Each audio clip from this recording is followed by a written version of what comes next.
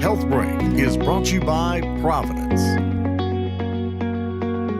When a blood clot causes a stroke by blocking an artery in the brain tissue can die because it's not receiving oxygen. But doctors at Providence St. Patrick Hospital Stroke Center have a way to remove some of these blood clots to restore blood flow. Dr. Casey Cable explains. We stick a small plastic tube into one of the arteries down in your groin and are able to use image guidance to guide that tube up into the artery that feeds the brain.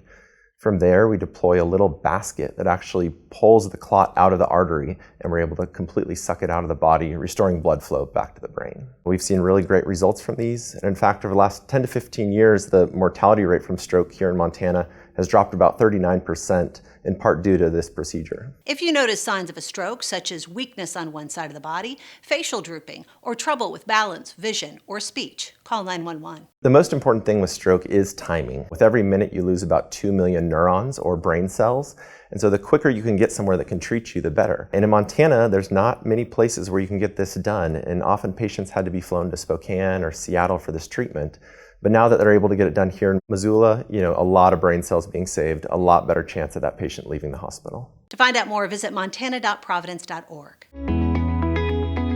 HealthBreak is brought to you by Providence.